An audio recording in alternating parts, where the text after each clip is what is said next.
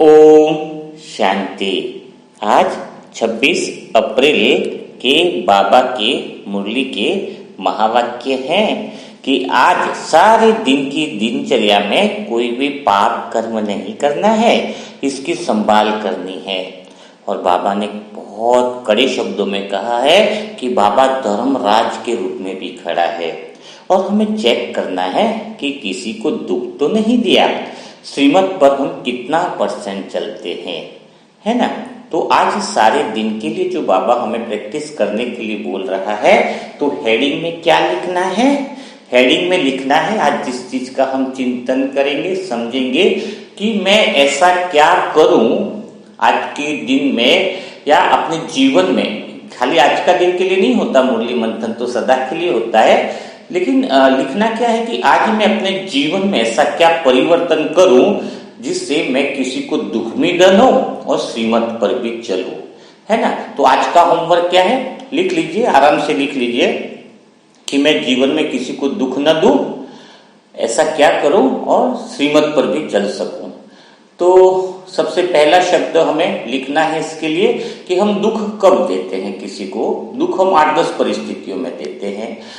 जब कोई हम पे गुस्सा करता है तो हमारे बोल बहुत खतरनाक निकलते हैं, कोई हमारा मान अपमान करता है, कोई हमें गाली देता है, कोई हमारा ध्यान नहीं रखता है और कई सारी उल्टी सुल्टी बातें करता है। ऐसी परिस्थितियों में इंसान बहुत ज्यादा किसी को दुख दे देता है। और बाबा ने यह कहा है कि आपको एक का 100 गुना सजा मिलेगी। तो एक तरफ तो आप अच्छा मुरली मंथन कर रहे हो और फिर आत्मा का अनुभव भी नहीं होता। कारण क्या है? क्योंकि हम जाने अनजाने में बहुत सारे विकर्म अपने शब्दों के द्वारा किसी को दुख पहुंचाकर कर देते हैं। तो आज से आप किसी को दुख न दो, यानी आपके मुख से बोल खराब न निकले, उसके लिए पहला जो अभ्यास करना है, इसको बहुत प्यार से अच्छे से लिखना है। कि क्या लिखना है? पहली बार मैं कल उत्तर दूंगा। क्या लिखोगे, है ना? मैं कल उत्तर दूंगा।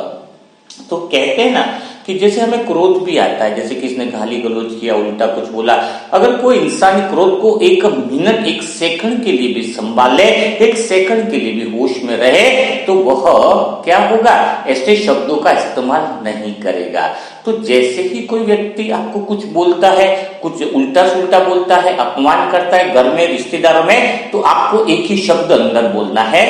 और शायद उसको भी अगर चाहो तो बोल सकते हो कि मैं इसका उत्तर कल दूंगा। क्या? उसमें संकल्प नहीं करना है कि मैं शांत रहूंगा, तो भी आप शांत नहीं रह पाओगे क्योंकि वो बातें आपके अंदर चल रही है ना। और आप सोचोगे कि तुरंत उसको कुछ दे दो, बोल दो, तो आपके मुख से खराब शब्द ही निकलने वाले, क्योंकि अभी आप होश में नहीं हो, अभी आपको पोज में रहने की आदत नहीं, अभी आपको कंट्रोल में रहने की आदत नहीं है। इसलिए बस एक शब्द बोलना है, क्या? और ये परफेक्ट विधि को अपना लेना है, तो आपसे मुख से कभी गलत शब्द नहीं निकलेंगे। आपको कभी पछतावा भी नहीं होगा कि आपको क्या बोलना है कि मैं इसका उत्तर कल दूंगा। अब दूसरा दिन जब आएगा ना उत्तर देने का, इसमें 2 परिस्थितियां होंगी। एक तो आपके अंदर से वो गुस्सा सदा के लिए शांत हो जाएगा, पहली परिस्थिति हो जाएगी, क्योंकि आप होश में आ जाओगे, ठीक है।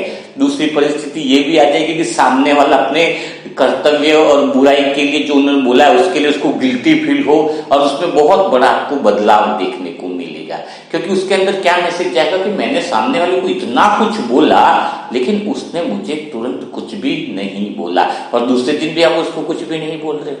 और तीसरी बात आपको एक चीज समझ में आएगी कि आपको यह मौका मिला।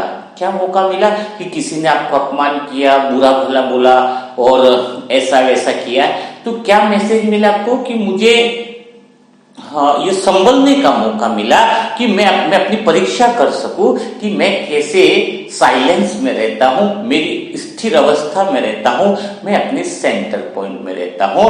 तो ये अभ्यास आज से चालू कर देना है। क्या अभ्यास करना है? और प्रैक्टिकल जब तक आप डायरी में लिखोगे नहीं, कुछ होने वाला नहीं है। मुझ आत्मा के पास बहुत बड़ी बड़ी डायरिया है, होमवर्क की डायरिया है। जब हम होमवर्क करते हैं, पढ़ाई करते हैं, तो रिजल्ट आता है। तो इसका पूरा अभ्यास करना है। क्या करना है? कि मैं कल उत्तर दूंगा। कई लोग मेरे पास फोन करते, मैसेज करते, पता चलता उन्होंने मनसा सेवा की डायरी नहीं बनाई, तो मैं अंदर से ही सोचता हूँ कल उत्तर दूंगा, कल तो मेरे पास साइलेंस का ही उत्तर रहता है। ओके, तो ये पहला अभ्यास करना है। दूसरा अभ्यास जो करना है, दुख नहीं देना है।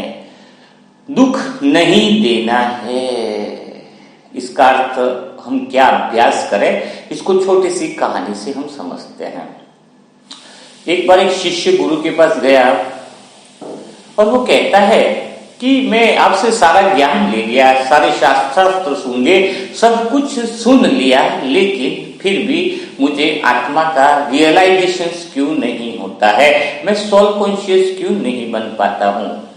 तो शाम का समय था, अंधेरा हो रहा था, तो गुरु ने कहा कि वहां पर जाओ और कोने में देखो ये दिया जला लो आप, और दिया जला करके आप पुस्तक को पढ़ने का, ये पुस्तक में जो लिखा है वो पूरा पढ़ो और उसको सेम टू सेम लिख करके मेरे पास लाओ।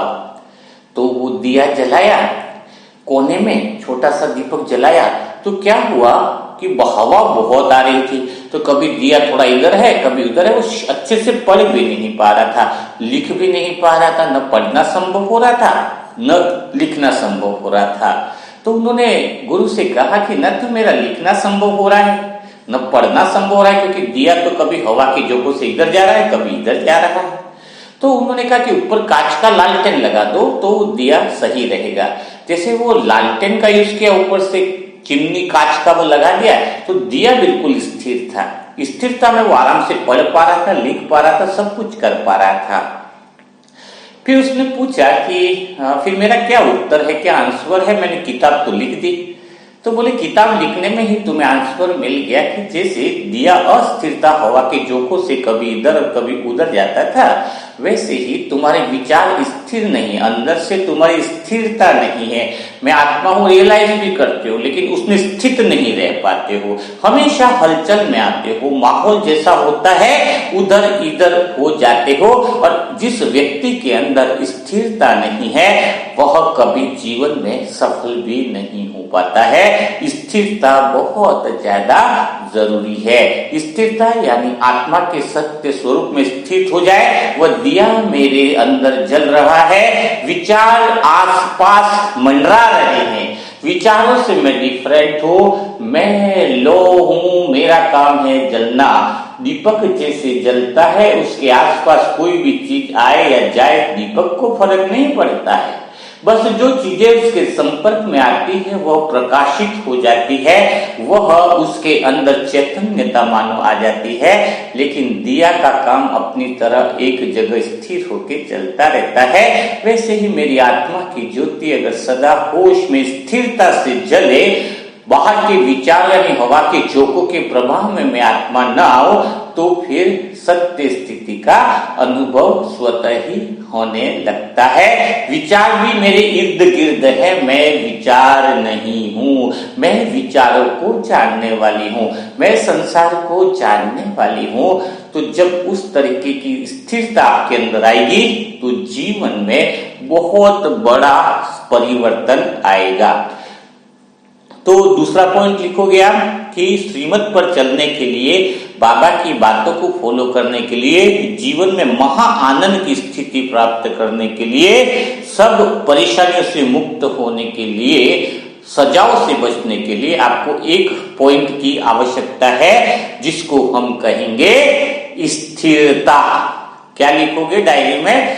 क्या लिखना है कि मुझे स्थिर होने की जरूरत है। स्थिरता बहुत ज्यादा मायने रखती है जीवन में कामयाब होने के लिए, हर चीजों को से पार होने के लिए और बाबा के याद में रहने के लिए। तो अब तीसरा पॉइंट हम लिखेंगे, स्थिरता लाए कैसे, स्थिरता जीवन में आए कैसे, है ना। आत्मा की स्थिति में, महा आनंद की जो स्थिति है उसमें हम रहे कैसे, उसके लिए हम आगे स्टडी यानी विचार सागर मंथन को हम आगे बढ़ाते हैं।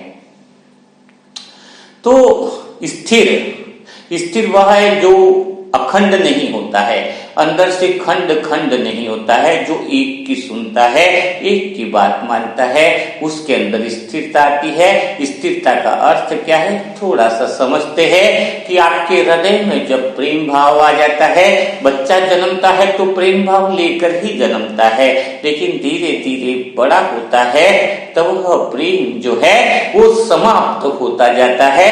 जिसके हृदय में प्रेम आ जाता है वह स्थिर हो जाता है। लेकिन आप अपने आप में देखोगे कि आपके हृदय में जो प्रेम का सिंहासन है वो खाली है। प्रेम रूपी सम्राट जो बैठना चाहिए था वह अंदर से गायब है, जिसकी वजह से आप अतृप्त हो जाते हो, आप अस्थिर हो जाते हो। आपको प्रेम की जरूरत है, दुनिया वाला प्रेम नहीं, आपको प्रेम की जरूरत है सच्चे प्रेम की। सच्चा प्रेम गायब हो गया है। तो पहले था, बच्चे बने थे, पैदा हुए थे, तो आपका हृदय रूपी सिंहासन खाली नहीं था। आपके शुद्ध हृदय में वह प्रेम का राजा, प्रेम का महाराजा है ना, वो बैठा हुआ था। तो कोई बैठा हुआ था, वो चला गया, वो खो गया, तो आप अस्थिर हो गए। अब उस प्रेम को पाया कैसे जाए, कैसे पहले यह अनुभव करें कि प्रेम खोया कैसे, तो पता चलेगा कि प्रेम पाने का रास्ता भी समझ में आ जाएगा। क्योंकि प्रेम जो है वो लाएंगे कैसे, कोई तुम्हें प्रेम सिखाना चाहता है तो वो गलत है, वह ढोंग है। प्रेम किसी शास्त्रों से नहीं सीखा जा सकता, प्रेम किसी गुरु से नहीं सीखा जाता। प्रेम तो एक ऐसी अभिव्यक्ति है जो अंदर स्वतः ही आती है, स्वयं को समझने से। तो अभी वो प्रेम पहले देखते हैं कि गायब कैसे हुआ, क्योंकि गायब होने का कारण अगर तुम्हें समझ में आ जाएगा तो पाने का रास्ता भी तुम्हें मिल जाएगा। क्योंकि प्रेम के लिए वह आंख होनी चाहिए जो प्रेम को देख सके। अंधे को बोले कि सूरज तो है, अंधे को बोले कि सूरज तो है, पर तू सूरज को देख। अंधा भला सूरज को कैसे देख पाएगा, तो सूरज तो आपके आसपास ही है। अंधे को सूरज को देखना है तो उसको वो आंख चाहिए जिससे सूरज को देख सके। तो आपके आसपास तो परमात्मा अपनी प्रेम की बौछारें कर रहा है, प्रेम की किरणों को फैला रहा है। यह समय या वेला ही है परमात्मा प्रेम में डूब जाने की। लेकिन आप अंधे होकर के बैठे हो, आपके पास वो आंख है ही नहीं जो भगवान के प्रेम को देख पाए। तो भगवान को प्रेम को देखने के लिए वह आंख में अभी आपको देने की कोशिश कर रहा हो। तो यह पॉइंट लिखना है, स्थिर होने के लिए हृदय में प्रेम की आवश्यकता है। बिना प्रेम के कोई स्थिर रह नहीं सकता है। तो आगे की पॉइंट में लिखिए, प्रेम की बड़ी आवश्यकता है। तो प्रेम को पाए कैसे? पहली बात, प्रेम को पाना है तो यह समझना है कि दुनिया में जो तुम प्रेम को नाम देते हो वो प्रेम नहीं है, वो गुलामी है। एक पत्नी कहती है कि मैं अपने पति से बहुत प्रेम करती हूँ, वह खाली प्रेम का नाम है। पत्नी पति को गुलाम बन करके रखना चाहती है। पत्नी सोचती है कि पति मेरी छाया बन जाए, मैं बोलूं उठ तो वो उठ, मैं बोलूं बैठ तो बैठ, मैं बोलूं चल तो चल। वो खाली गुलामी की प्रतिक्रिया है। वैसे ही पति भी तो यही चाहता है कि पत्नी के अंदर की जागृति सारी खत्म हो जाए, पत्नी मेरी कठपुतली बनकर रह जाए, मैं बोलूं वैसा चले, मैं बोलूं वैसा करे। इसको प्रेम नहीं कहते हैं। इस प्रेम ने तो तुम्हें गुलाम बना लिया है। यह प्रेम नहीं, यह तो अहंकार है। और वह प्रेम का नाम लेकर, प्रेम की चीज को लेकर अपने अहंकार को तृप्त करना चाहता है। सच्चा प्रेम जो होता है वह अहंकार से रहित होता है। जिसके अंदर अहंकार है, अहंकार का सर है, अहंकार का सर कटने के लिए तैयार है, वही तो प्रेम होता है। तो प्रेम पहले गायब कहां से हुआ? जब आत्मा जो है उसके हृदय में प्रेम की जगह संसार के साधन ज्यादा आने लग जाते हैं, धन ज्यादा आने लग जाते हैं, वो धनों को, साधनों को ज्यादा इकट्ठा करने की तरफ उसकी बुद्धि जाने लगती है। संसार के पदार्थों में वो रंग में रंगने लगता है। तो उसके आत्मा में, उसके अंतर मन से प्रेम खत्म होने लगता है। प्रेम ऐसे ही खत्म होने लगा है। जब किसी को बताया जाता है बच्चे को कि पैसा बहुत महत्वपूर्ण है, तो उस बच्चे को सिर्फ पैसा ही दिखता है बड़ा होते ही, तो इसके बीच में चाहे वो कर्मचारी है चाहे कुछ, उनके साथ वो कुछ भी बुरा कर सकता है, क्योंकि बच्चे को यह नहीं सिखाया कि तू इंसान बन, प्रेम ज्यादा महत्वपूर्ण है, पैसा बाद में है। जब तुम सिखाते ऐसा हो कि पैसा बड़ा है तो कल तुम्हारा भी वो मर्डर कर सकता है, क्योंकि आपने तो सिखाया कि पैसा बड़ा चीज है। आपने प्रेम कहां सिखाया? जो भरोगे वही तो रहेगा। धन दौलत ये सारी साधन आप बच्चों में भर रहे हो तो उसके अंदर से प्रेम बिल्कुल खत्म होता है। और कल आप कहते हो बच्चे मेरे से अच्छे से बात नहीं करते। अरे तुमने बातों को महत्व कहां दिया? बचपन से प्रेम को महत्व कहां दिया? तुमने तो घर बार प्रॉपर्टी पद पोजीशन को ही उसके बुद्धि में भरा है, उसके हृदय में ही वही बातें भरी है। अब वही बातें वो बोल रहा है ना। तो स्थिर रहने के लिए क्या जरूरी है? स्थिर रहने के लिए जरूरी है कि आपके अंदर वह प्रेम हो, प्रेम का भाव हो। तो प्रेम खोया है इन साधनों से इकट्ठा करने से, तो अब हमें उसकी तरफ मोह लगाव नहीं रखना है कि वह चीजें मेरे को प्रेम को खत्म कर रही है। तो सबसे बड़ा प्रेम में रुकावट है अहंकार। अहंकार मन में अगर अहंकार जो है वो अगर खत्म हो जाए, यानी अहंकार का अर्थ है प्रेम कहता है कि तू जो चाहे वे मैं सब कर लो, तेरे लिए मैं अपनी श्वासों को कुर्बान कर दो, तेरे लिए तेरी खुशी के लिए तू जो चाहे उसके लिए मैं संपूर्ण रूप से स्वाहा हो जाऊं।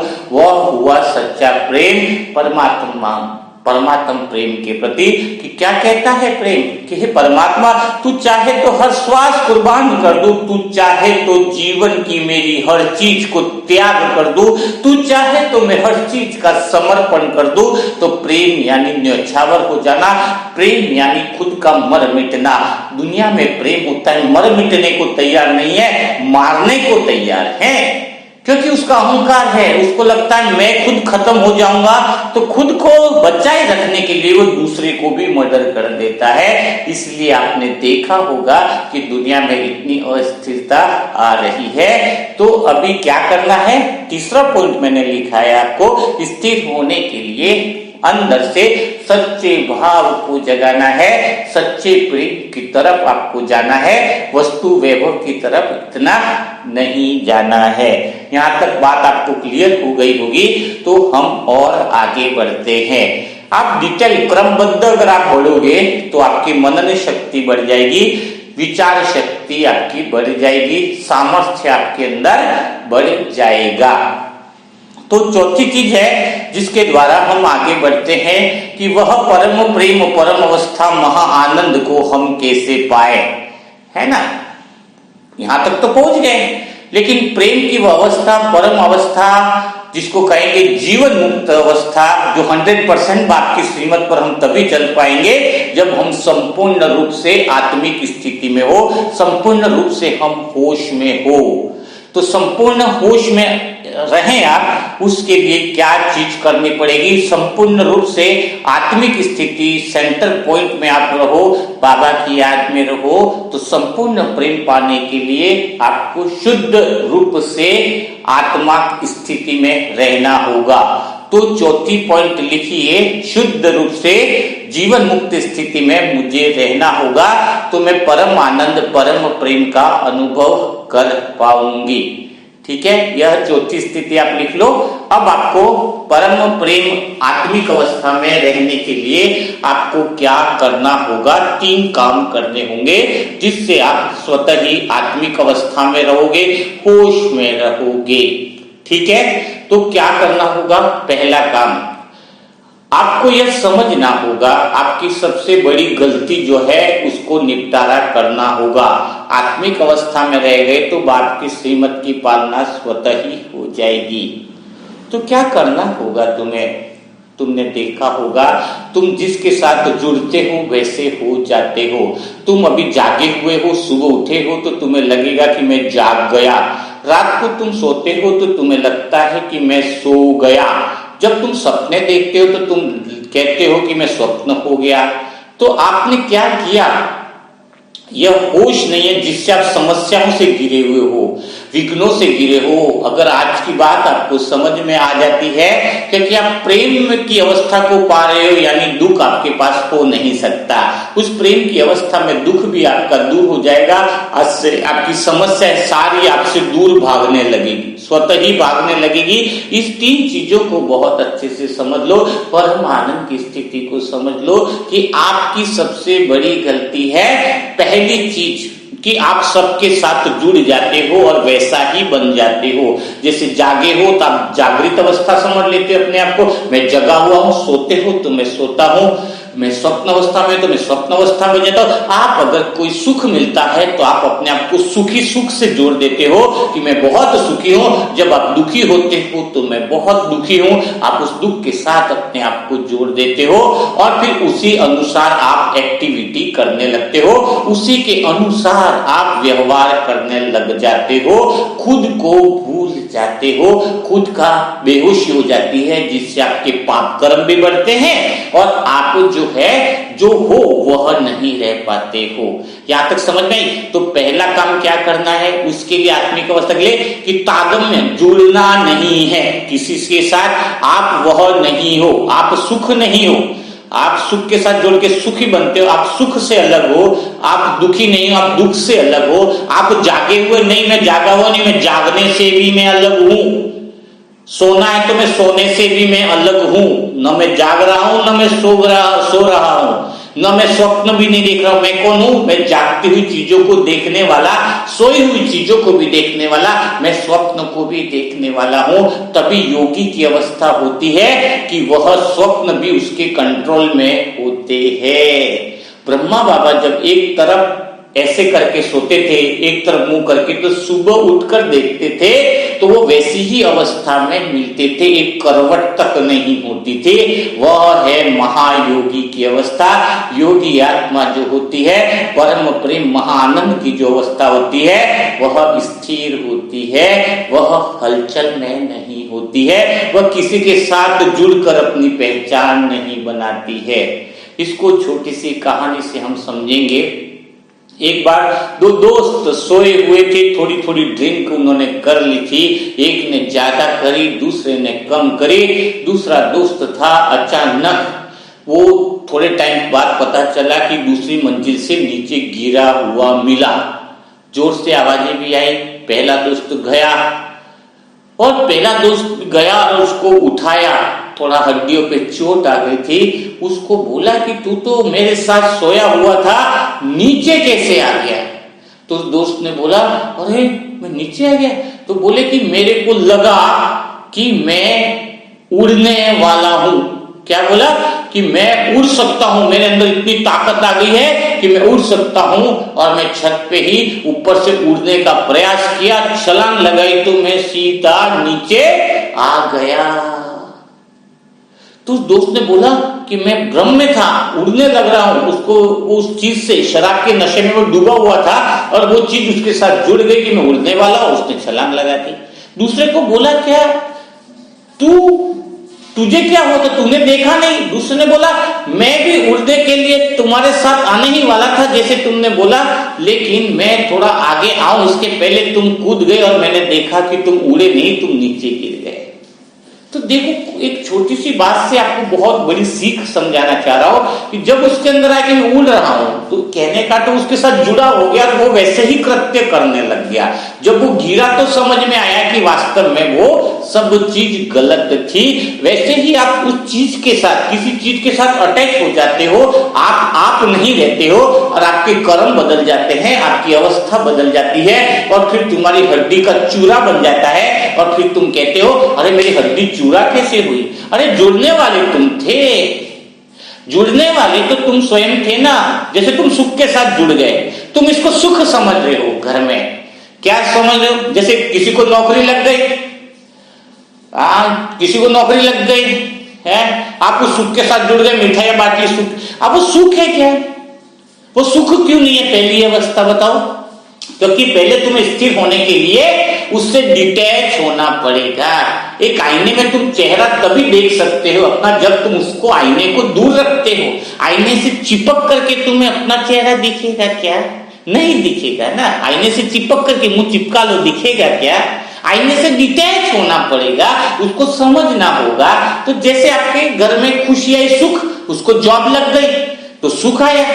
आप सुख के साथ मिठाइयां बांट रहे, ये करो, सुख से चिपक गए, अरे मेरा बेटा ये लग गया, फलाना हो गया, वो हो गया। अब वो सुख है क्या? वो सुख क्यों नहीं है? पहली बात है, उसको सुख सुख क्यों न बोले, क्यों चिपकना नहीं है? पहले इस बात को समझो, नहीं तो हड्डियां चूर चूर होने वाली है। क्योंकि वो नौकरी लगेगा, पैसा कमाएगा, पैसे में तुम्हें कुछ देगा नहीं, अपनी मन मर्जी से चलेगा तो भी तुम्हारा दुख तो मिलने वाला है तुम्हें भारी। तो ये तो सबकी कहानी। तो क्यों वो सुख सुख नहीं है? पहली बात समझो, क्योंकि सुख इसलिए नहीं बोलते संसार का सुख, वो सुख नहीं होता है, वो दुख को ढकने वाली चीज होती है। पहले उसको दुख क्या था? वो बेरोजगार है, तो वो दुख के ऊपर वो सुख नहीं आया, उसने दुख को छुपा लिया। वो सुख नहीं है, वो दुख को छुपा लिया। जैसे आपको सर दर्द हो रहा है, आपको दुखी हो, अब आपने डिस्प्रिन गोली खा ली है, तो आप एकदम बेहोशी में चले गए, आपका दर्द नहीं दिखा, तो वो सुख नहीं मिला आपको, दुख को भरने की दवाई मिली। 10 लाख आपका कर्ज है, कहीं से पता चला बहुत मेहनत करके आपको 10 लाख रुपया मिल गया, आप सुख हो गए। अरे वो सुख कहाँ है? वो तो तुम्हारा जो दुख था उसके ऊपर वो सुख मिटा। पहले दुख आया है तो फिर तुम उसको मिटाने के लिए सुख की। कोई लड़का ही नहीं है तुम्हारे जीवन में, बच्चा ही नहीं हो रहा है, बहू के किसे बच्चा हो गया तो तुम बांट रहे हो। वो बांट कहाँ रहे? वो जो तुम्हारा दुख था उसको उसने ढक दिया है, और ढकने के बाद वापिस जो जिसको तुम सुख से ढकने को समझ रहे हो, इसके ऊपर ही दुख की तैयारियां चालू हो गई है। जिसको तुम जो भी घटनाएं तुम्हारे दुख के ऊपर ढक दिया, जैसे सर दर्द पे डिस्प्रिन खा लिया तो सुख का अनुभव, वो गोली से हार्ट पे असर हो रहा है, वो गोली किडनी पे बहुत ज्यादा इफेक्ट कर रही है। और तीसरी चीज आपको आदत बन रही है कि जब भी आपका सर दर्द हो रहा है, अब थोड़ा सा भी सर दर्द हो रहा है, आप गोली ले रहे हो।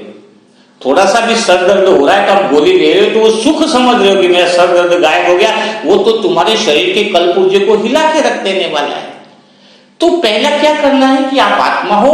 सुख दुख से अलग का अर्थ है कि दुनिया में कोई सुख है ही नहीं, यह सुख तो दुख के ऊपर ढकने की एक परत है। उस परत को अगर तुमने स्वीकार कर लिया तो इस परत के ऊपर महादुख आने वाला है, उसकी तैयारी का भी तुम आयोजन कर लो।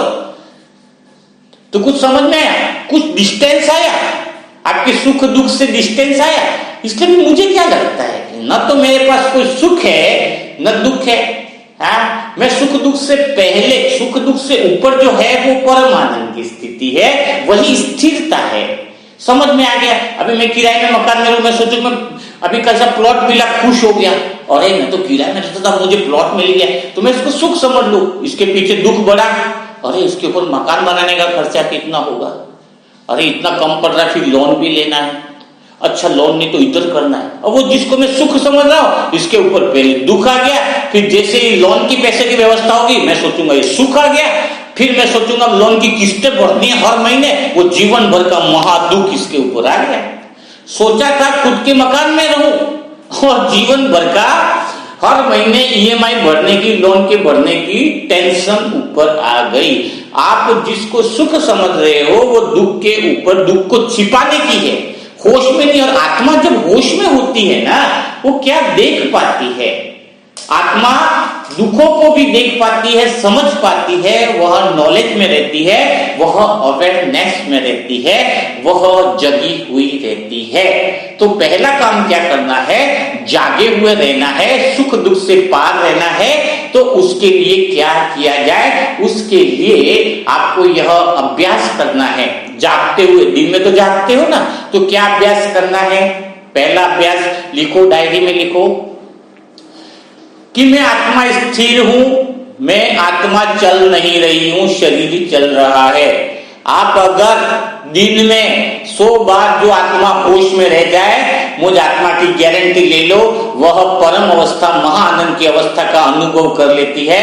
अभी तक इतने साल तक आप ज्ञान में रहो, आत्मिक स्थिति की पूर्ण अवस्था का अनुभव आपने नहीं किया है। अगर पूर्ण अवस्था का सेकंड भर भी अनुभव हो जाए तो सारे विकर्म विनाश हो जाए, जो बाबा कहता है। एक सेकंड के लिए भी वह पल आ जाएगा, वह क्षण आ जाएगा।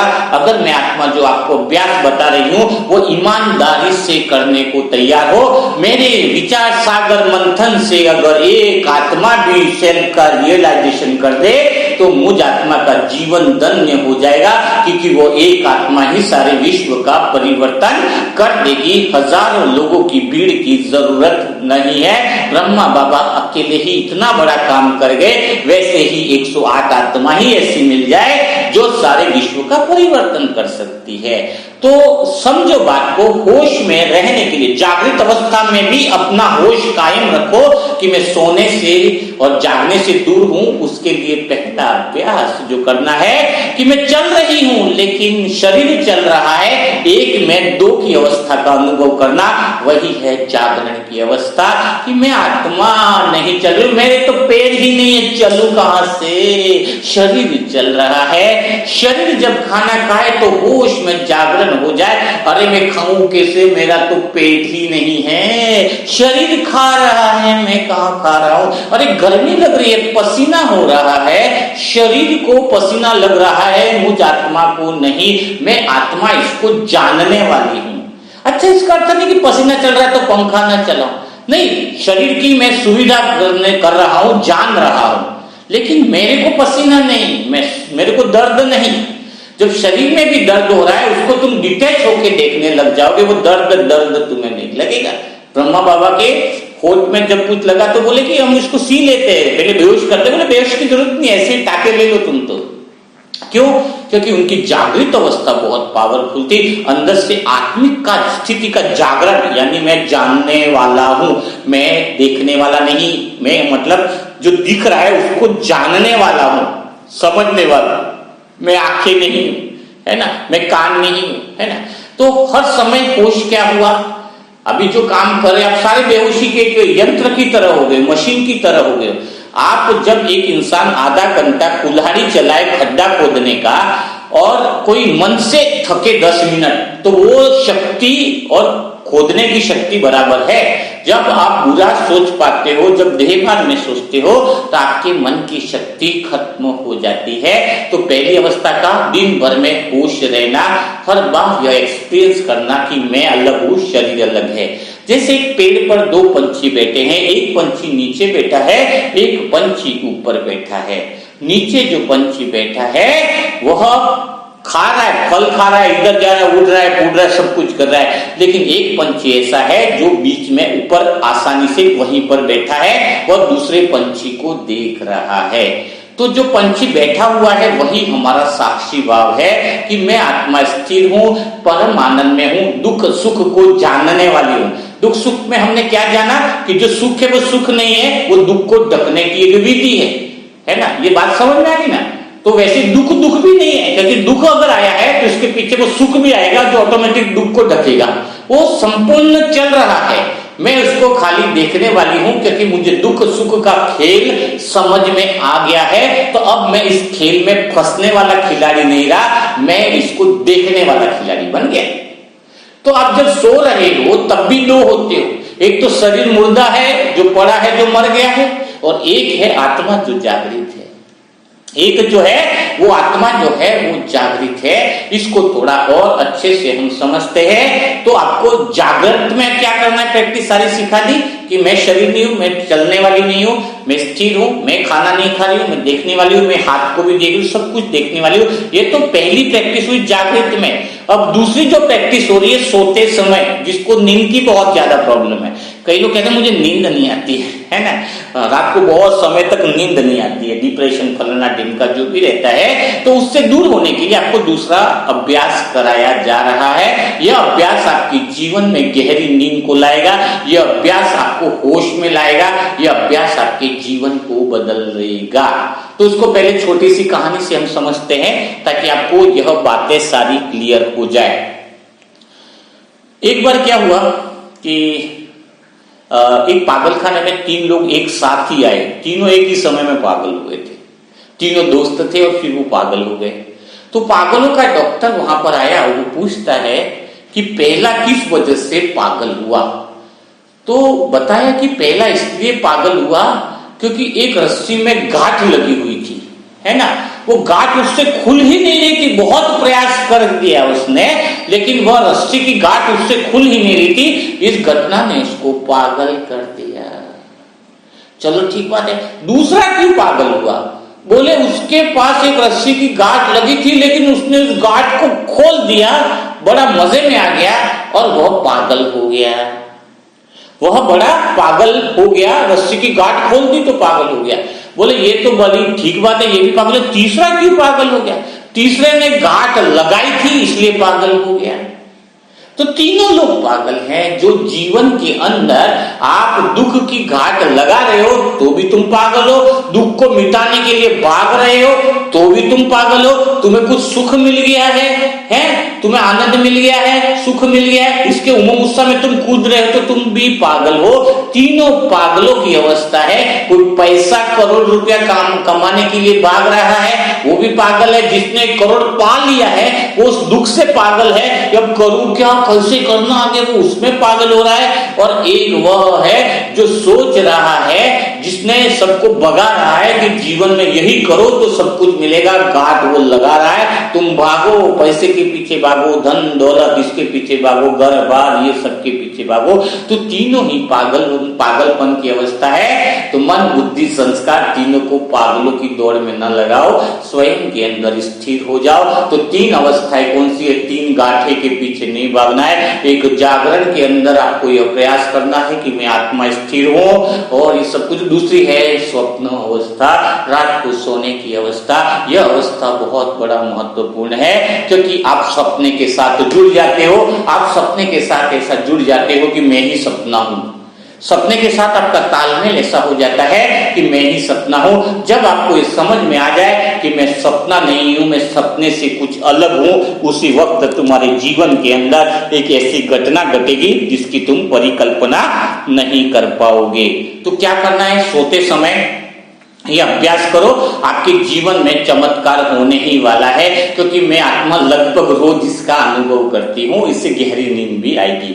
तो आपको रात को क्या करना है? जब आप सपने से डिटेच हो जाओ तो भी आत्म साक्षात्कार आपका हो जाएगा, वह परम आनंद की स्थिति में हो जाओगे।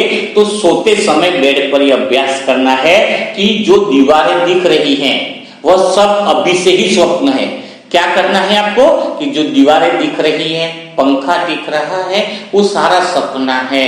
मेरा हाथ जो है, हाथ टच करो, ये हाथ देख रही हूं, वह भी सपना है। जो बिस्तर को टच करो, बिस्तर को टच करो तो अनुभव करो कि यह भी एक सपना है। जो कुछ हो रहा है, आपके शरीर में भी दो है, एक तो शरीर है मुर्दा, एक आत्मा है। आप सपने से भी डिटैच हो रहे हो। महायोगी सपने से भी डिटैच रहता है, जैसे ब्रह्मा बाबा या महान योगियों की बात। तो क्या है कि सब कुछ सपना है, शरीर भी सपना है, हाथ देख रहा हूं वो भी सपना है, आकाश, ये दीवारें, सब कुछ सपना है। इसी अवस्था में सो जाओ। फिर जब आपको सपना आएगा वास्तव में, तब भी आपको अनुभव हो जाएगा कि सपने को देखने वाली मैं चैतन्य आत्मा हूं, मैं वो महाशक्ति हूं, वो मैं परम शक्ति हूं, जो इस संसार से, स्वप्न से, जागृत अवस्था से, स्वप्न अवस्था से, तृप्त अवस्था से, सबसे डिटैच ज्योति अवस्था, परम अवस्था, सत्य अवस्था हो, वह आपको रियलाइजेशन हो जाएगा और अंदर से ही आवाज आ जाएगी, यह तो सपना है। तब तुम जाग मत जाना, क्योंकि तब तुम्हारे ऊपर ज्योति बरसने वाली है, वो गहन शांति परम आनंद की प्रकाश तुमसे निकलने वाला है। तब तुम आंखें मत खोल देना, बस उसी अनुभव में स्थित हो जाना। वो परम बिंदु की अवस्था, परम हूँ की अवस्था है कि खाली मैं हूँ, सब कुछ देखने वाला हूँ, सपने को भी देखने वाला हूँ, दिन में जागृत रहते हुए जागृत अवस्था को भी देखने वाला हूँ, मैं सोने की अवस्था को भी देखने वाला हूँ, मैं खाली हूँ, सब चीज को जानने वाला। वह हूँ की अवस्था तुम्हारे अंदर प्रकट हो जाएगी। वो सेकंड तुम्हारे जीवन में बहुत महत्वपूर्ण होगा। जैसे ही वो अवस्था प्रकट हो जाएगी, तुम जानकी दादी की तरफ परम कर्मातीत अवस्था को पाओगे, तुम ब्रह्मा बाबा की तरफ अवस्था का अनुभव करोगे, तुम मम्मा की तरफ परम कर्मातीत अवस्था का अनुभव करोगे। वो खाली सेकंड की घटना होती है। अगर एक बार भी तुमने जीवन में उस सेकंड की घटना का अनुभव कर लिया, फिर तुम्हें कभी यूट्यूब देखने की जरूरत नहीं, किसी वीडियो को देखने की जरूरत नहीं, सारा ज्ञान तुम्हारे अंदर से ही निकलेगा, सारा प्रकाश तुम्हारे अंदर से ही निकलेगा। और वह आवाज होगी तुम्हारे अंतर्मन की आवाज, तुम्हारी खुद की आवाज। अभी जो आवाज है तुम्हारे पास बीड़ की आवाज है, बीड़ जो काम करती है वही तुम अपना काम करते हो। लोग तुम्हें अलग अलग सलाह देते हैं, कंफ्यूज रहते हो कि क्या करना है, लेकिन अब जो आवाज होगी वो तुम्हारी स्थिरता की आवाज होगी।